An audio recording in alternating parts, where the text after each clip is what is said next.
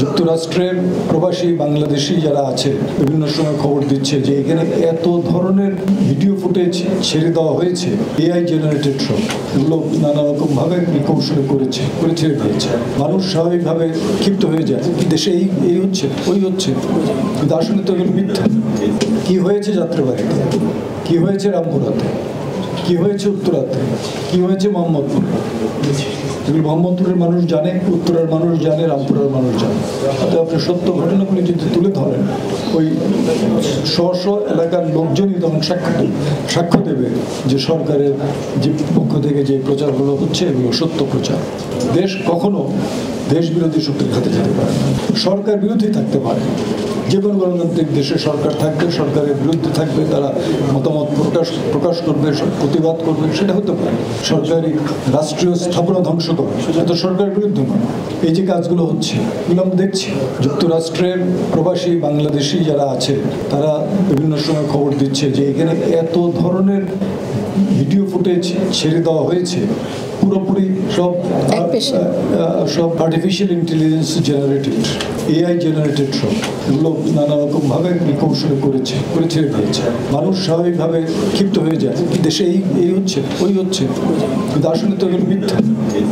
তো এগুলোকে প্রতিরোধ করার জন্য আমাদের সাইবার যোদ্ধার কথা আমরা শুনেছি। সেই সাইবার যোদ্ধাদের এখন দ্রুততার সাথে এই কাজগুলোতে নেমে যাওয়া উচিত। যেখানেই মিস ইনফরমেশন, ডিসইনফরমেশন দেবে সেখানেই কাউন্টার করতে হবে প্রকৃত তথ্য দিয়ে। প্রকৃত তথ্য যদি দেন, সত্যের কিন্তু কোনো বিকল্প নেই। সত্য যখন আপনি প্রকাশ করবেন, মানুষ আজকে যদি হঠাৎ করে নাও মানতে চায়, কালকে সে মানতে বাধ্য হবে।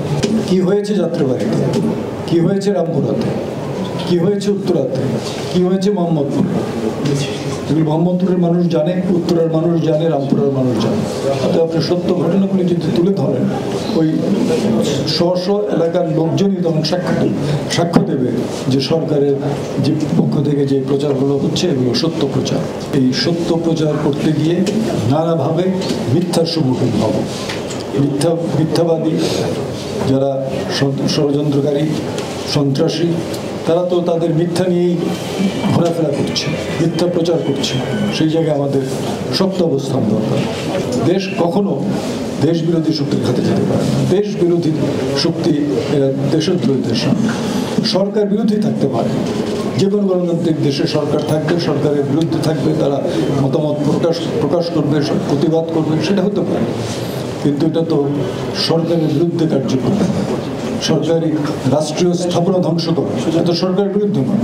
বাংলাদেশ টেলিভিশন ভবন তো বর্তমান সরকারের মালিকানায় নয়। বর্তমান সরকারের দায়িত্ব এই রাষ্ট্রীয় সম্পত্তি রক্ষা করা। একটা সরকারের দায়িত্বই হচ্ছে মানুষের জীবন, সম্পদ, সম্মান রক্ষা করা। লাইফ, লিবার্টি, প্রপার্টি, এইগুলো রক্ষা করার দায়িত্ব সরকারের। সরকার সেই দায়িত্ব পালন করতে গিয়ে যেভাবে আইন শৃঙ্খলা রক্ষাকারী বাহিনীকে কাজে লাগিয়ে পরিস্থিতি নিয়ন্ত্রণের চেষ্টা করছে, সেটাও আমরা সারা দেশবাসীকে যেমন জানাচ্ছি, বিশ্ববাসীকে সুযোগ দিতে।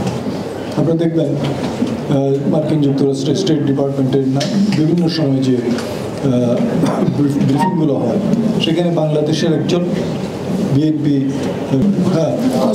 একজন সেখানে উপস্থিত থাকে। সে কীভাবে থাকে, নিশ্চয়ই কোনো একটা পরিচয় নিয়ে থাকে, কিন্তু সে গিয়ে যে কোনো একটা ঘটনা প্রশ্ন করলে যিনি ব্রিফিং করছেন তিনি প্রশ্নটা শুনে তার একটা জবাব দেন এবং সেটা ফলাও করে এখানে মিডিয়াতে যায়। কিন্তু কাউন্টার প্রশ্ন করা সেটা আর এখানে কেউ করছে না। আমার মনে হয় যে আমরা এই বিষয়গুলোকে আরো গুরুত্ব দেব। আর একই সাথে আমাদের ছাত্র সমাজ, তারা তো আমাদেরই সন্তান, তাদেরকে বোঝানো দরকার যে তোমরা আন্দোলন করেছো, আন্দোলন করে যা পেয়েছো 100% বেশি পেয়েছো। তোমরা চেয়েছিলে 95% মেরিট বেসিসে, যদিও এই মেরিট বেসিসের কথাটা কিন্তু ভ্রান্তিপূর্ণ, এটা ভুল। যারা কোটাতে আসে তারাও মেধাতে আসে, তাদের মেধা ছাড়া চাকরি পায় না। তাতে 95% আসবে। আর সাথে যে মুক্তিযোদ্ধাদের যে 5% দেওয়া হয়েছে সন্তান পর্যন্ত, সেখানে কখনই আপনি 1-2% বেশি পাবেন না। কারণ মুক্তিযোদ্ধার যখন 30% ছিল তখনই পাবলিক সার্ভিস কমিশনের চাকরিতে 7-8% বেশি পাওয়া যায়নি। এখন 5% দিয়েছেন এবং দিয়েছেন সন্তান পর্যন্ত। অতএব সেখানে 1-2% থাকবে। 95 সঙ্গে আরও 3 যোগ করতে পারেন, 98% সাধারণভাবে প্রার্থীরা পাবেন, আর বাকি 2%। সত্য, বস্তুনিষ্ঠ ও নিরপেক্ষ দৈনিক জনবাণী।